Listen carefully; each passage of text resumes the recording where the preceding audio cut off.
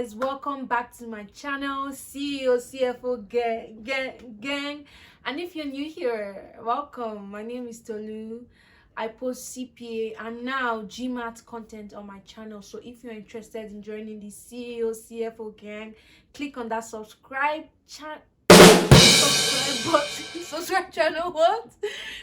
Click on that subscribe button and yeah, join our family. So in this video, it's going to be like our first video in the GMAT journey playlist.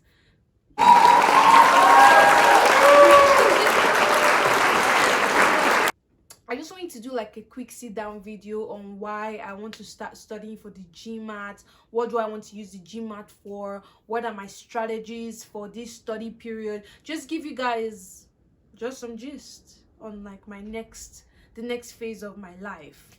So why am I taking the GMAT? Because you're like, you just finished taking the CPA, you're in school for another master's, what are you doing?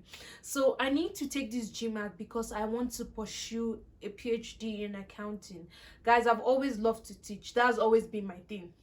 I've always loved to teach. Now I'm a tutor, so it's actually preparing me for that role or career as a professor of accounting, so a teacher of accounting, if you so please. So I want to pursue a PhD in accounting, and for me to do that, for me to be a competitive applicant in schools in the US or Canada, I need to have a very good GMAT score. So GMAT is the graduate management admissions test. They range you from 200 to 800, and most schools would not give you a minimum. They'll just say, okay, our average successful applicants have a score of 800 or 700. Some schools have 760, like them Harvard and MIT, baby boy. They have scores of 760. Some schools have 700 range. I know of a school that has a 650 average score. Like if you bring 650, you're ready.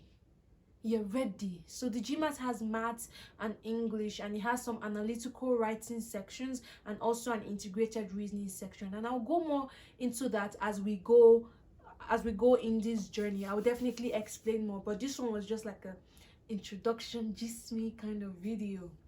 So personally, I struggle with math, and don't look at me like, are you not in accounting, you should like math. That's just a stereotype. I don't know anything about geometry or trigonometry or weird numbers, please, or this train A is going at this train B, what's the speed? Please, no, give me some journal entries, baby. Like, that's all I need. So I have to study and take these exams. When I can successfully get a good score, then I'll start applying for schools. I'll talk about like schools I'm looking at later as we go in this year, but that's kind of the gist and the plan. So I've taken the GMAT before, guys. I took the GMAT in 2016 when I was in Nigeria, and I made a score of 470. At the time, I was trying to apply for Memorial University of Newfoundland and Labrador. Try and say that 5 times. Trust me, you can't. And then I think University of Saskatchewan and University of New Brunswick, all in Canada, and all of them were requiring a score of 500, and I got 470, so I wasn't eligible to apply to those schools.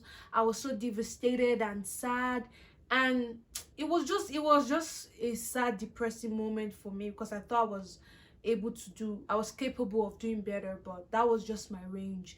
So let me talk about some things that I did then and what I've learned from that and what I'm going to implement right now.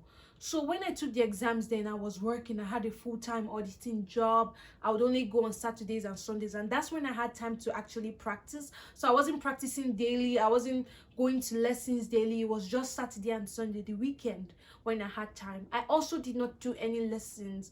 So you guys know, I'm always going to keep referring to the CPA because, you know, kind of have experience with taking that exam. For the CPA, I used the GLIME study guide, and I read from chapter 1 to 20 twice. I did practice questions, I did simulations, and then I knew I was ready for the exam. But for the GMAT, I just thought, it's just math and English. I just kept practicing. I didn't take any lessons to, you know, remind me of things. I didn't do anything. I was just taking what's it called, I was just practicing questions. I did go for some lessons, but I didn't have a steady study guide. I didn't have that. I just was practicing questions. What is this? Oh, the answer is B. What did I get wrong? But that's not enough. for my learning style. For like other people that may be smarter or just have a different learning style, that may be sufficient for them, but for me, that just didn't work. It did not work at all for me. I did not pass. 470 is not sufficient for a master's level, talk more of a PhD level. So that was what I learned from there. So for now, my strategy this time around is to have a study guide. I'm just literally taking from my CPA strategies and I'm going to implement it here. So my first strategy is to get a study guide or a subscription that can take me through all the lessons, all the things that I need to know, and also give me an opportunity to practice questions. And I have that with my Gush premium subscription. And guys, there's so many other ones that you can use, but that's what I'm using. And I paid $250 for that, and I actually paid last year, but we'll go into the details later. So that's what I'm using, and it has all these lessons that I can go through, understand each topic, each concept, sentence correction, reading comprehensions, a lot of the math issues. That's where I'm weak at, so I need a lot of lessons in the math area, and my Gush has been wonderful. The videos are like very beginner friendly. I understand. I actually feel like one math boss right now. Okay, math guru. So, and they also have study plans that you can use. There's a 1 month study plan, 2 months, and 3 month study plan. So that leads me to my second strategy.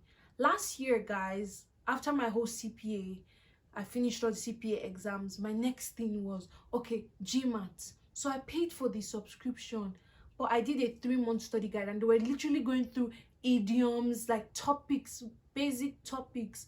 And I just got like distracted. I wasn't motivated. I couldn't balance school and studying for the GMAT and also working. It was just so many things going on for me. So I just forgot about the GMAT. My mom kept asking me, what is going on? Why are you not studying? So that I could apply for the December application. So you want to apply early for PhD programs because most of them have an application end date for December 15.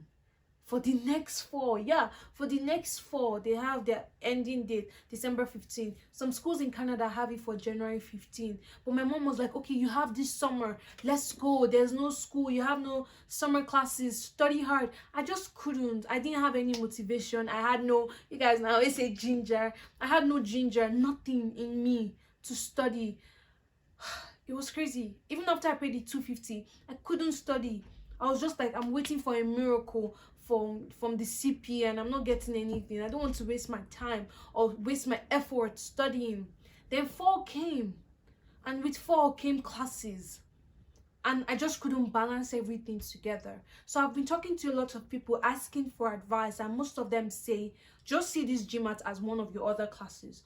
Dedicate time to practice, dedicate time to do your lessons, set a date in mind. Okay, when do I want to take this exam? So and so date. Work towards that date.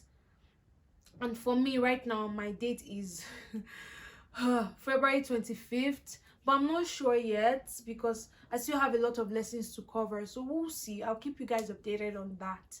So I don't know, guys. I'm very, very scared. This gives me like the reg vibes. If you watch my reg videos, I was so scared, so apprehensive about the exam before, during, and after the exam until I got my results.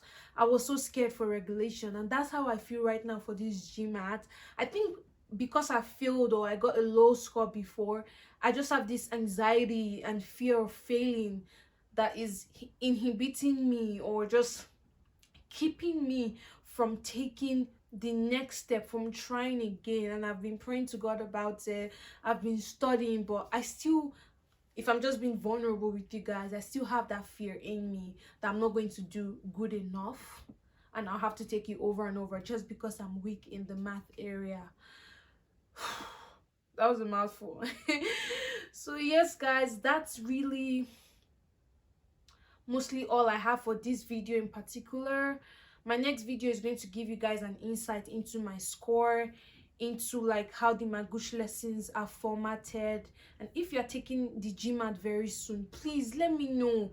I really need like support, and I need a community. And for community, I joined the GMAT club. You get GMAT questions every day, math and verbal. So you get those questions every day and you can practice them, find the answers, and you have a community of people. But these guys are on the 700 range, 760 range, just in practice. And I'm like, I can't relate. I'm a beginner who scored 470. So please, if you're taking the GMAT, if you're new, if you just landed here to this corner of my YouTube universe, you know, just let me know. I need community right now. I feel so alone.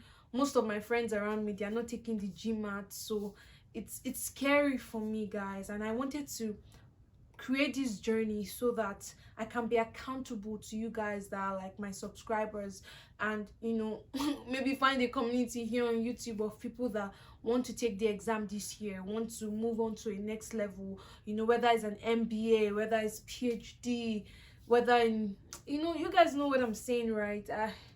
I just need your support. I need your prayers. I need your love. I'm scared.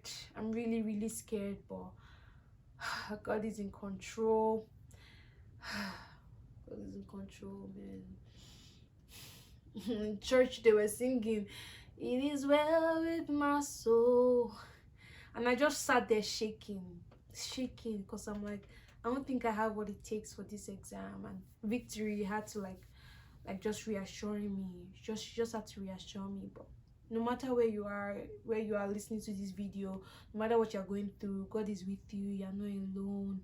Keep pushing, keep fighting. And if you're a CPA person, you're just watching this video to support me, no matter the exam you're taking, you got what it takes. And I'm telling myself, Tolu, you got what it takes. You got what it takes. Thank you guys so much for watching. I really appreciate your support. So you know how in the last CPA video I said, oh, we're at 3.3k, now we're at 3.4k, not subscribers, oh, like views for that how I passed my fire video. And I'm so excited and so happy, so grateful for you guys. Yeah, thank you for watching. Please stay warm, stay happy, and stay blessed. God is with you. I love you guys, and I will see you in the next video. Happy Sunday. Bye. Bye guys. See you in the next one.